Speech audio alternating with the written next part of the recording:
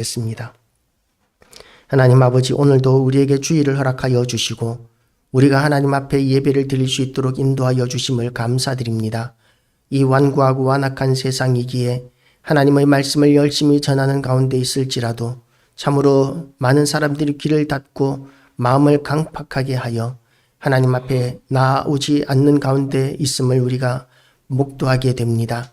하나님 아버지, 그럼에도 불구하고 아직까지도 주 예수께서 재림하지 않으신 것은 아직까지 하나님께서 우리 가운데 구원할 자들이 남아 있음을 하나님께서 알고 계시오니 하나님 아버지, 하나님께서 포기하지 않은 영혼들을 우리도 결코 포기하지 않게 하여 주시옵시고 이 완고하고 완악한 세상 가운데서도 하나님의 뜻을 온전히 이루어 드리는 역사를 우리가 보게 하여 주시옵소서. 오늘도 하나님의 크신 영광이 우리를 덮어 주시기를 원합니다. 우리의 예배를 하나님께서 온전히 받아 주시옵시고 우리의 예배를 통하여 하나님이 하시는 위대하신 일들을 또한 우리가 보게 하여 주시옵소서. 우리의 기도를 통하여 역사하시는 하나님 앞에 감히 예수 그리스도의 이름으로 기도하오니 하나님, 이 악한 이 땅에 예수 그리스도의 피를 뿌리고 바르고 덮음으로 인하여 어둠의 영들, 악한 영들을 대적하고 진멸합니다. 하나님 아버지, 우리가 이 영적 싸움에서도 승리하게 하여 주시옵시고 또한 이 교회들마다 빈자리들이 채워지고 교회들이 지금까지보다 더 큰 일들을 감당할 수 있는 그런 교회가 되게 하여 주시옵시며 사람의 뜻이 아니라 모든 교회들이 하나님의 뜻이 이루어지고 하나님의 뜻대로 교회가 충성하고 헌신하는 역사들이 있게 하여 주시옵시며 하나님께서 또한 우리 교회에 붙이기를 원하시는 모든 예비된 심령들을 강권하시되 더욱 강권하심으로 인하여 하나님께서 속히 인도하여 주시고 이 자리가 채워지는 역사를 허락하여 주시옵소서. 하나님의 은혜에 감사드리오며 이 예배를 통하여 온전히 하나님께만 영광 올려드리옵고 예수 그리스도 이름으로 기도드리옵나이다. 아멘. 할렐루야. 오늘도 하나님의 은혜가 우리 모두에게 가득하시기를 주님의 이름으로 축복합니다. 우리가 종교가 무엇이냐라고 이렇게 이야기할 때 많은 사람들이 이제 인간의 어떤 필요를 위해서 인간이 만들어낸 어떤 심리적인 위안이다, 뭐 이렇게 생각하기도 합니다. 또 어떤 사람들은 종교를 신을 찾으려는 인간의 시도라고 이렇게 이야기하기도 합니다. 그러나 성경에서는 우리에게 믿음을 단순하게 종교 이상으로 우리에게 말씀하시면서 이 믿음은 하나님과 우리와의 관계를 우리에게 설명하고 있습니다. 하나님과 우리와의 관계는 믿음으로 말미암아야 되는데 하나님 앞에 나아가는 방법을 성경에서 기록하고 있고 우리는 그 성경 말씀을 믿음으로 말미암아 하나님과 인격적인 관계를 우리가 경험할 수 있게 됩니다. 세상의 모든 신들은 인격적인 존재들이 아닙니다. 우리가 단순히 그 신들의 요구에 응하면 그러면 그 신들이 우리에게 우리의 기대라든지 우리의 소원을 이루어준다라는 그런 개념이 세상의 신들의 그런 개념이라면 하나님은 지극히 인격적인 하나님이십니다. 그래서 희노애락이 있으신 것이죠. 하나님은 감정이 있으시고 의지가 있으시고 그렇기 때문에 우리 하나님께서는 하나님을 섬기는 우리의 자세에 대해서도 하나님의 뜻대로 하나님을 섬기기를 원하셨고 그것을 하나님을 사랑하는 것으로 우리가 하나님을 사랑하는 것으로 그렇게 하나님께서는 확인하십니다.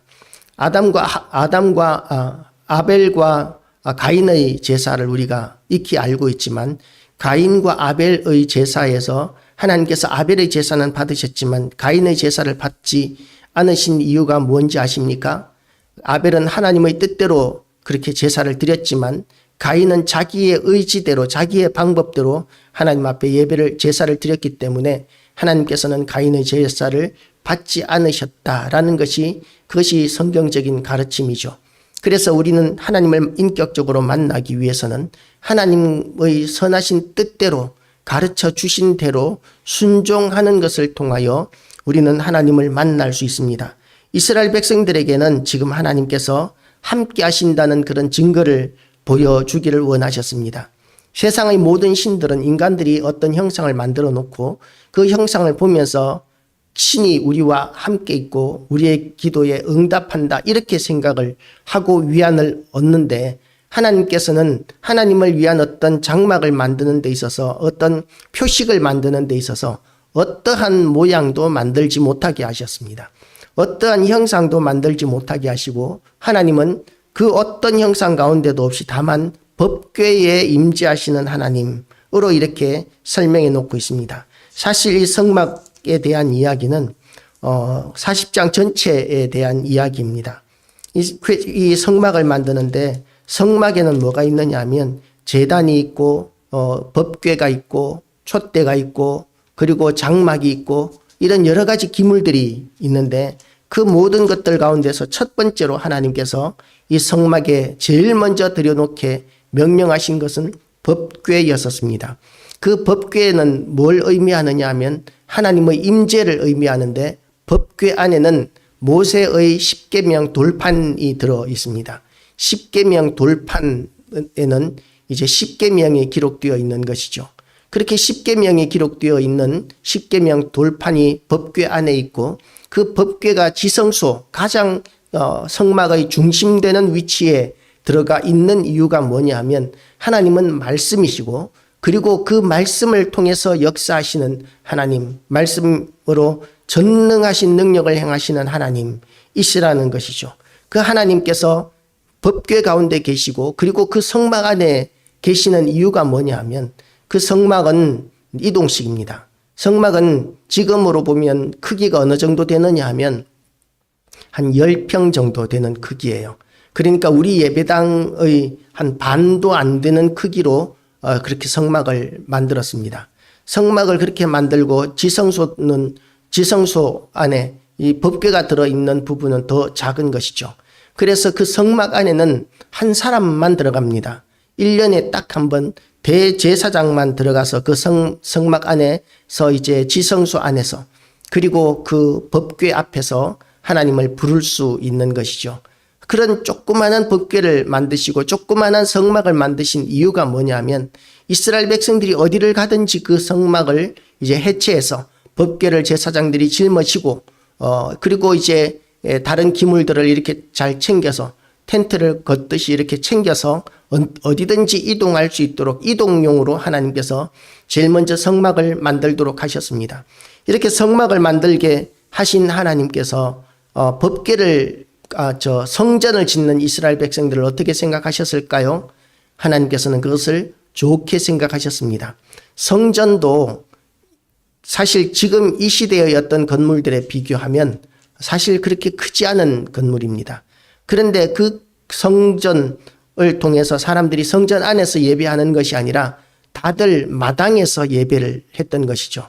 성전 안에는 제사장이나 레위인이나 그런 특별한 인정받은 사람들만, 지금으로 치면 성직자들만 들어가는 곳이었고, 그리고 그 나머지 사람들은 그 안에서 하나님의 음성을 들은 제사장이 나와서 하나님으로부터 무슨 말씀을 들었는지 백성들에게 이렇게 선포하는 그 소리를 들으려고 마당에 모여 있었습니다. 그래서 성전 안마당과 바깥마당이 있었는데 그 성전 안마당에는 유대인 남자들이 들어갈 수 있었고, 그리고 바깥마당에는 이방인의들이라고 그래서 유대인이 아닌 이방인들이 들어갈 수 있었던 것이죠. 그리고 그곳에서는 성전 안에서 말씀을 가지고 나온 제사장의 말을 선포하는 그런 의미로 이렇게 하나님의 말씀을 들었던 것이죠. 그 말씀을 듣기 위해서 사람들은 1년에 2번씩, 때로는 3번씩, 정 불가피하면 1년에 최소한 1번씩이라도 그렇게 예루살렘 성전을 방문해서 하나님의 음성을 듣고 하나님 앞에 제사를 드리고 그리고 자기의 죄를 속죄하고 거룩해지기를 지는 그런 제사를 드리고 그렇게 하나님과의 관계를, 인격적인 관계를 유지하고자 했습니다. 그래서 이 하나님께서 성막을 만드실 때에 증거궤를 그 앞에 두고 그리고 그 성막문에 휘장을 달고 또 번제단을 회막의 성막 문 앞에 놓고, 번제단은 뭐냐 하면 짐승을 태워서 하나님 앞에 올려드리는 제단이에요. 제단인데 그 위에서 짐승을 드리는데 우리가 보통 그 제사를 드릴 때 이렇게 전통적인 제사는 소의 머리를 놓거나 또는 돼지의 머리를 놓거나 이런 식으로 제물을 드리는데, 이 번제단은 뭐냐면 완전히 다 태워서 죄만 남도록 그렇게 태워버리는 것이죠. 그렇게 하나님 앞에 연기로 올려드리는 것, 그것이 번제이고 그 번제를 행하는 곳이 번제단입니다. 그리고 또 물두멍을 회막과 제단 사이에 놓고 그 속에 물을 담고, 이 물두멍이 뭐냐면 이 물두멍은 하나님 앞에 제사를 드리기 전에 씻는 곳입니다. 손을 씻는 곳. 그러니까 하나님 앞에 제사 드리기 전에 먼저 씻어야 한다는 것이죠. 무엇을 씻어야 합니까? 죄를 씻어야 합니다. 나는 목욕을 금방 하고 왔기 때문에 이 지성소에 들어가 성전에 또는 성막에 제사할 때에 이 번제단 앞에서 안 씻어도 돼라고 이렇게 주장할 수 있는 사람은 아무도 없습니다. 목욕을 했다 할지라도 우리의 죄가 목욕한다고 씻어지는 것이 아니죠. 그렇기 때문에 우리는 하나님 앞에서 이 죄를 회개하는 그런 물두멍에서 손을 씻는 그런 의식을 하나님께서 우리에게 가르치면서 너희는 회개해야 된다. 너희의 모든 죄는 예수 그리스도의 피로 말미암아 또 하나님의 은혜로 말미암아 씻어야 한다라는 것을 가르쳐 주신 것이죠. 또 뜰 주위에 포장을 치고 뜰 문에 휘장을 달고 또 관위를 가져다가 성막과 그 안에 있는 모든 것에 발라 그것과 그 모든 기울을 거룩하게 하라. 그것이 거룩하니라. 우리에게 성령의 기름을 바르고 뿌릴 때에 그때에 우리는 거룩해집니다. 성전을 또 성막을 만드는 모든 것들이 거룩한 것인데 그 거룩함을 그 모든 것들이 거룩한 이유가 뭐냐 하면 하나님의 임재가 있는 곳이기 때문에 거룩합니다. 하나님의 임재와 상관없는 것이라면 그 어떤 것도 거룩할 수 없습니다. 그런데 하나님께서 그 거룩한 성막을 만드시고 그리고 우리를 부르실 때도 우리에게도 주시는 명령이 뭐냐 하면 내가 거룩하니 너희도 거룩하라고 명령하셨습니다. 그래서 우리도 거룩해야 하나님 앞에 나아갈 수 있는데 우리가 거룩할 수 있는 방법이 뭐냐 하면 예수 그리스도의 피로 말미암아 거룩해지게 되고 성령의 기름 부으심으로 말미암아 우리가 회개하게 되고 거룩하게 되기 때문에 우리는 예수 그리스도의 피로 말미암아 온전케 되었음을 믿어야 하고 그리고 또한 우리는 하나님의 성령이 우리에게 임하시도록 그렇게 우리는 간절히 늘 쉬지 않고 기도해야 됩니다. 예수님께서 예루살렘에서 이제 제자들을 불러놓고 마지막으로 승천하실 때에 제자들에게 주신 명령이 뭐냐면 이곳을 떠나지 말고 모여서 기도함으로 말미암아 성령이 임하심을 구하라고 이렇게 명령하셨어요. 오직 성령이 너희에게 임하시면 너희가 권능을 받고 예루살렘과 온 유대와 사마리아와 땅끝까지 이르러 내 증인이 되리라 하고 이렇게 말씀하시면서 성령 받을 것을 위하여 예루살렘을 떠나지 말고 모여서 기도하라고 말씀하셨고 그래서 모여서 기도한 사람들이 처음에는 한 500명 정도 되었을 것이라고 그렇게 신학자들은 생각합니다.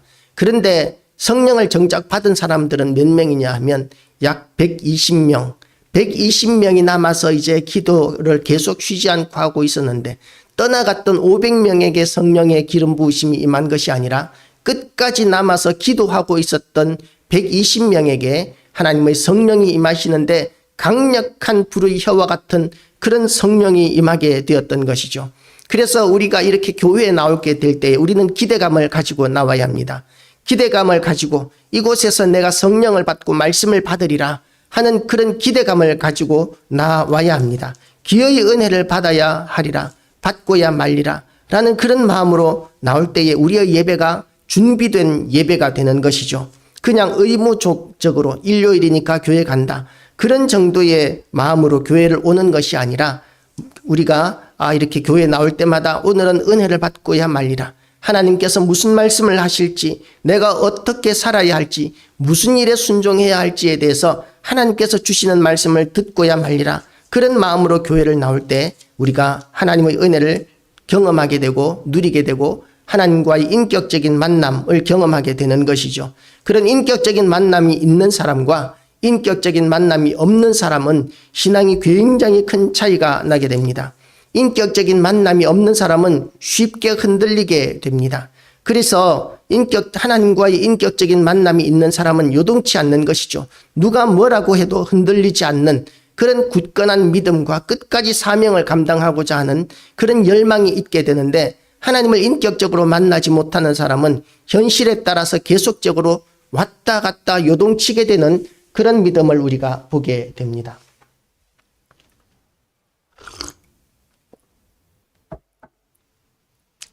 어떤 사람들은 하나님을 만났다고 하나님의 음성을 들었다고는 하지만 그럼에도 불구하고 현실이 우선인 그런 사람들을 우리가 볼 수 있습니다. 그런 사람들은 정말 제대로 하나님을 만난 것이 맞는지 우리가 확인을 해봐야 되는 것이죠. 그렇게 하나님을 인격적으로 만나게 되면 우리는 거룩해지고 온전해지고 새로워짐으로 인하여 하나님의 선하신 뜻을 행할 수 있는, 하나님의 뜻대로 살아드릴 수 있는 그런 성도로 거듭나게 되고 사명을 감당하게 할 수 있게 되는 것입니다. 둘째 해 첫째 달 곧 그 달 초하루에 성막을 세우니라. 이제 이렇게 성막이 완성이 됩니다. 이제 성막을 만들 때에는 지성소 안에 법궤부터 들어가고 그리고 차츰차츰 겉으로 완성해 나왔는데 순서 따라서, 그런데 우리가 성전의 지성소에 들어가는 과정은 정반대입니다. 우리가 제일 겉에서부터 시작해서 놋바다에서 손을 씻고 그리고 이제 들어가서 그곳에서 이제 또 그 하나님 앞에 그 제물을 하나님 앞에 드리고 그 제물에다가 우리의 죄를 안수함으로 말미암아 전가하고, 그러니까 우리가 죄를 지었는데 우리가 그 죄를 다 책임지는 것이 아니라 우리가 가져간 그 제물에다가 우리의 죄를 다 덮어 씌우는 거예요. 그리고 그 짐승을 우리 대신 벌을 받게 합니다. 그래서 벌을 받는데 어떤 벌입니까? 죄의 싹슨 사망이라, 죽음인 것이죠. 어떤 죄든지 하나님을 거역하고 대적했던 죄의 결과는 죽음입니다. 그래서 그 짐승이 우리를 대신해서 죽어주는 것이죠. 그렇게 죽어줄 뿐만 아니라 또 완전히 태워서 사라질 정도로 그렇게 번제로 올려드려야 합니다. 그럴 때에 그 짐승이 우리의 모든 죄를 짊어지고 죽어주고 그리고 각이 떠지고 그 토막이 나고 그리고 태워지고 완전히 불살라 없어질 때까지 그렇게 속죄를 함으로 말미암아 우리가 거룩해지는 것과 같이 우리가 하나님 앞에 범죄한 것들이 있다면 언제나 회개하고 돌이킬 수 있어야 합니다. 그리고 또 그렇게 하나님 앞에 속죄하고 돌이킬 때에 하나님께서는 예수의 이름으로 우리를 거룩하다고 인정하시고 그리고 우리를 새롭게 인정해 주시고 우리를 온전케 해주시고 끝까지 우리를 사랑하시는 하나님이신 것이죠. 하나님의 임재를 누리기를 원하신다면 우리가 하나님과의 관계가 회복되어야 하나님의 임재를 누릴 수 있게 되는데, 그 하나님과의 임재를 누리기 위해서는 하나님의 임재를 준비해야 합니다. 성막을 만드는 데 있어서 하나님께서는 이 하나하나 다 가르쳐 주셨어요. 무엇을 어떻게 하고 뭐는 어떻게 하고 하나하나 이렇게 다 구체적으로 설명을 해 주셨는데, 여기에 대해서 모세는 뭐라고 이야기하고 있느냐 하면 모세가 그같이 행하되 곧 여호와께서 자기에게 명령하신 대로 다 행하였더라. 이 말씀이 계속 반복되고 있어요. 계속적으로 23절에서도 여호와 앞 그 상 위에 떡을 진설하니 여호와께서 모세에게 명령하신 대로 되니라. 또 25절에서도 여호와께서 모세에게 명령하신 대로 되니라. 27절에서도 여호와께서 모세에게 명령하신 대로 되니라. 이렇게 하나하나 여호와께서 모세에게 명령하신 대로 되니라 하고 이렇게 강조하는 이유가 뭡니까? 우리가 하나님 앞에서 살아가는 사람으로서 제일 중요한 것이 뭐냐면 하나님의 말씀에 순종하는 것이 중요합니다. 순종이 뭐냐면 하나님이 말씀하신 대로 행하였다라는 것이 순종입니다. 하나님이 말씀하신 대로 행하는 것이 없으면 그것은 순종이 아니고, 순종이 아니면 뭐라고 합니까? 순종이 아닌 것을 하나님께서는 사울에게 이렇게 말씀하십니다. 순종이 제사보다 낫고 하나님을 거역하는 것이 우상 숭배와 같다라고 이렇게 말씀하셨어요. 순종은 제사보다 낫지만 하나님을 불순종하는 것은 우상 숭배하는 것과 같다. 그러니까 순종하지 않는 것은 뭡니까? 우상 숭배하는 불신자와 같다라고 이렇게 말씀하고 계시는 것이죠.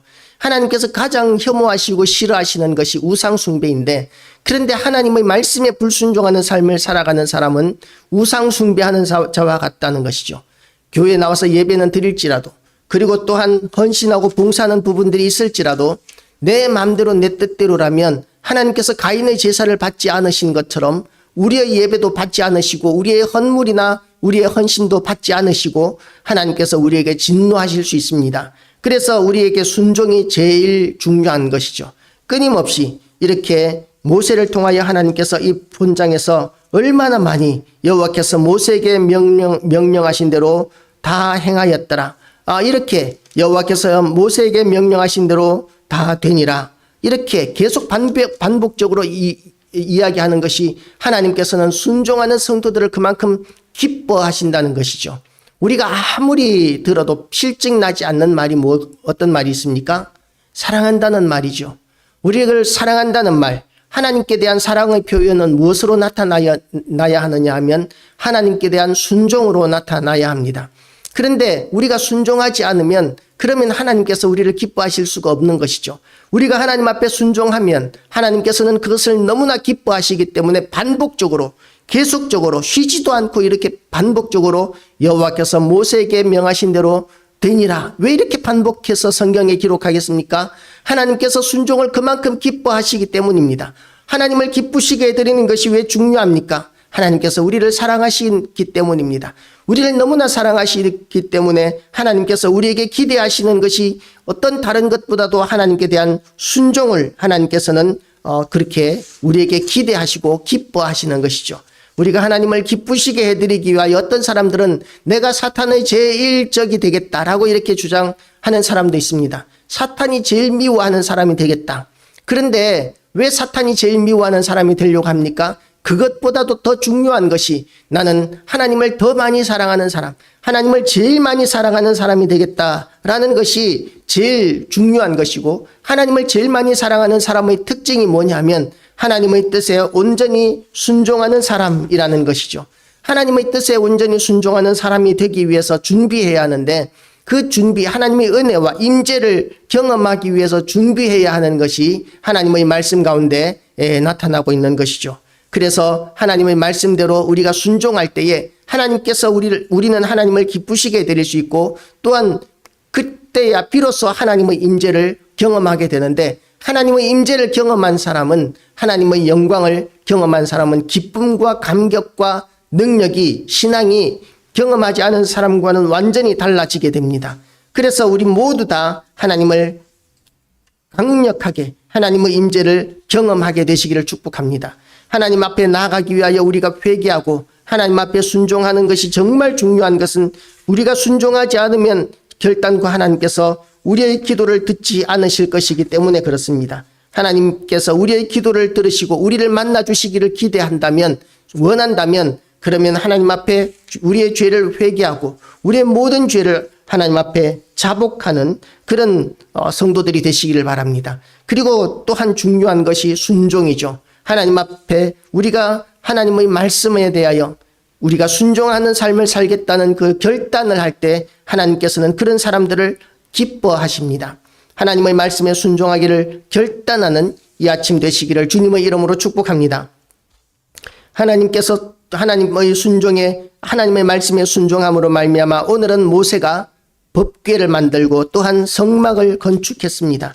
하나하나가 다 하나님께서 말씀하신 대로 되니라, 여호와께서 말씀하신 대로 되니라고 이렇게 이야기합니다.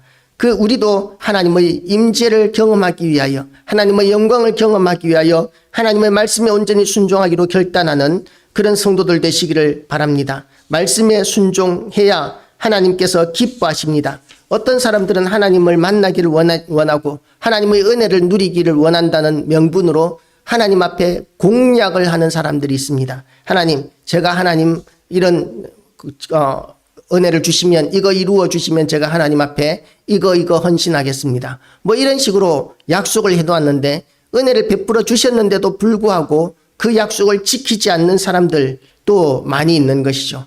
그렇지만 하나님께서는 그 공약을, 약속한 것을 지키지 않는 사람, 또 하나님께서 명령하신 것을 듣지 않는 사람, 순종하지 않는 사람, 그런 사람들에게 대해서 어떻게 반응하시느냐 하면, 아까도 이야기했지만 하나님은 인격이시다라고 이렇게 이야기했습니다. 인격이신 하나님은 거절감을 경험하시면 그러면 그 사람에게 다시 은혜를 주시기가 쉽지 않은 거예요. 예를 들어서 우리가 사람과의 관계에 있어서도 저 사람은 거짓말하는 사람이야, 약속을 지키지 않는 사람이야, 이렇게 우리가 딱 판정하고 나면은 그 사람의 말을 그 다음에 또 믿기 위해서는 얼마나 많은 시간과 경험이 필요한지 모릅니다.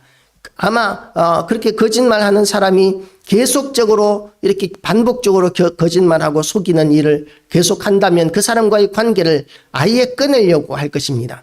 그런데 그 사람을 어느 정도 신뢰하기 위해서는 한 번 거짓말한 것보다도 수많은 더 많은 정직함을 우리가 경험을 해야 이 사람이 그 전에 거짓말한 것은 그럴 수도 있는 일이었구나, 그렇게 덮어줄 수가 있는 것이죠. 그래서 하나님께서도 마찬가지입니다. 우리가 하나님을 만나기를 원하고 하나님의 뜻대로 살기를 원한다고 그렇게 아무리 헌신하고 서원한다 할지라도 하나님께서 우리에게 주시는 말씀에 순종하지 않는 것이 한 번, 두 번, 세 번 이렇게 반복되면 하나님께서는 우리에게 응답해 주시는 시간이 점점 더 멀어지게 됩니다. 하나님께서 그런 거짓말하는 자들을 점점 더 멀리하기 시작하십니다. 그래서 하나님과 더 친밀해지고 가까워지기를 원하신다면 하나님의 말씀인 성경 말씀을 있는 그대로 받아들이고 순종하기를 결단하는 성도들 다 되시기를 주님의 이름으로 축복합니다. 어떤 교회에서 어떤 목사님이 이렇게 새로 부임을 했는데요. 그 교회에서 장로님들이 그 목사님에게 요구하시는 것이 뭐냐면, 목사님, 우리 교회에서 목사님 목회하실 때 잘하시려고 그러면 성도들에게 언제나 축복만 설교하십시오 라고 이렇게 요구를 하더라는 거죠. 언제나 축복만 설교하라고 그렇게 요구하는 것은 하나님의 말씀을 있는 그대로 받지 않겠다는 것입니다. 하나님의 말씀 가운데는 축복도 있고 저주도 있습니다. 하나님께 대한 온전한 믿음을 가진 자들에게 하나님께서 주시는 축복이 있고, 하나님을 거역하고 대적하는 완고하고 완악한 자들에게 대한 하나님의 진노하심이 있는데, 하나님의 진노하심은 빼놓고 하나님의 축복만을 그렇게 선포하라고 주장하는 것은, 요구하는 것은 하나님의 말씀을 제대로 받지 않겠다는 불순종의 결단입니다. 불순종하겠다는 것을 의미하는 것이죠. 하나님께 대해서 그렇게 불순종하는 사람들에게 하나님께서 은혜를 베푸시지 않습니다. 하나님의 은혜를 그런 사람들은 기대하기가 어렵습니다. 그리고 하나님께서 그렇게 순종하는 사람, 하나님의 뜻에 순종하는 사람들에게는 하나님께서 무엇을 주시느냐 하면 하나님의 성령을 부어주십니다. 성령을, 이 기름을, 거룩한 기름을 성막 안의 모든 기물들에게 바르고, 또한 하나님께서 세우시는 특별한 사람들, 제사장이나 왕이나 선지자나 이런 사람들에게는 기름을 붓는데, 기름을 부어서 이렇게 바르고 그렇게 해서 세우는데, 그 기름이 뭘 의미하느냐 하면 성령이신 것이죠. 성령의 기름 부으심이 어떤 사람들에게 나타납니까? 순종하는 사람들에게 나타나고 헌신하는 사람들에게 나타나는데, 거짓말하는 사람들에게서는 나타나지 않습니다. 왜 거짓말하는 사람들에게는 그렇게 성령의 기름 부으심이 나타날 수 없느냐 하면, 하나님은 거룩하신 분이시기 때문에 거룩하지 않은 것, 더럽고 악한 것에 대해서는 하나님께서는 임재하실 수가 없는 것이죠. 그래서 하나님의 뜻에 순종하겠다고 하는 그런 결단이 중요하고, 그 결단을 그대로 순종하는 것이 정말로 중요합니다. 그리고 그렇게 결단하고 하나님 뜻에 순종하겠다는 그런 신앙생활을 헌신한 사람들에게는 하나님께서 성령을 부어주시는데, 성령이 무엇이냐면 또한 삼위일체 되신 하나님이신 것과 동시에 하나님의 크신 능력이신 것이죠. 성령 충만함을 받은 사람을 통해서 나타나는 역사가 얼마나 많은지 모릅니다. 성령 충만한 그 사람의 말은 권위가 있어요. 세상에 다른 사람들이 주는 권위가 아니라 선포한 대로 이루어지는 그런 권위가 있고, 선포한 대로 역사가 나타나기도 합니다. 병든 사람을 위하여 기도할 때는 병든 사람은 그 병이 치료가 되고, 그리고 또한 문제를 놓고 기도할 때는 그 문제가 해결이 되고, 비가 오라고 그러면 비가 오고, 멈추라고 그러면 멈추는 그런 역사들이 나타나는 것이 성경에 있습니다. 그래서 우리는 성령 충만함을 받아서 하나님께서 우리에게 주신 사명을 감당하는 것이 쉬운 것이지, 우리의 능력이나 우리의 여건을 가지고 어떤 사명을 감당하겠다라고 생각하는 것은, 그것은 너무 어려운 길이 됩니다. 하나님께서 우리에게 주신 사명은 누구나 다를 수 있어요. 비전은, 하나님의 비전은, 사명은 모든 사람들에게 이렇게 그 복음을 전하는 것인데, 어떤 방법으로 복음을 전할 것인가가 비전이지 않습니까? 그 사명은 누구에게나 다 있는데 그 사명을 이루기 위한 가장 중요한 것이 뭐냐면 성령을 받는 것입니다. 그래서 예수님께서도 제자들에게 제일 먼저 요구하신 것이 뭐냐면 너희가 성령을 받아야 한다라는 것이죠. 그래서 예루살렘을 떠나지 말고 아버지께서 하늘에서 주시는 것을 기대하고 기다리라고 그렇게 말씀을 하셨고, 그리고 나서 그 주시는 것이 성령인데 오직 성령이 너희에게 임하시면 너희가 권능을 받고 예루살렘과 온 유대와 사마리아와 땅끝까지 이르러 증인이 될 것이라고 말씀하셨습니다. 성령을 안 받았을 때는 어땠습니까? 강하고 담대하지 못했습니다. 두려워했었습니다. 그래서 사람들이 예수에 대해서 물어도 대답도 못했습니다. 나는 저 사람과 아무런 상관이 없다. 나는 저 사람과 아무런 상관이 없다. 이렇게 예수님을 부인하는 일들이, 예수님이 잡히시던 그 마당에서 예수님의 얼굴이 바라보는 그 가운데서도 부인할 수밖에 없었습니다. 아직 성령을 받지 않았기 때문에 두렵고 떨림이 있었고 연약함이 있었기 때문입니다. 그런데 예수님은 이제 승천하시고 안 계시는데 성령 받은 제자들은 어땠습니까? 성령 받고 나니까 제사장들 앞에서, 자기들을 죽이고 살릴 수 있는 권세 있는 사람들 앞에서 우리가 하나님의 말씀을 듣는 것이 옳은가, 너희의 말을 듣는 것이 옳은가 너희가 판단하라 하고 담대히 소리칠 수 있었던 이유가 무엇입니까? 하나님으로부터 성령을 받았기 때문에 그런 말을 할 수 있었던 것이죠. 성령을 받지 못하면 이것저것 계산하게 됩니다. 괜히 노여움을 사고 괜히 긁어 부스럼 만들면 안 돼, 큰일 나, 그렇게 이야기하면서 그런 옳은 말, 바른 말을 할 수 없게 우리의 발목을 잡죠. 그런데 성령 충만함을 받게 되면 죽으면 죽으리라 하는 그런 각오가 생기게 됩니다. 죽으면 죽으리라, 죽어도 겁나지 않다는 것이죠. 그리고 또한 우리가 그렇게 하나님의 말씀을 온전히 선포하면 하나님께서 우리를 지키시고 보호하시고 책임져 주실 것이라는 그런 담대한 믿음이 있기 때문에 겁나지 않습니다.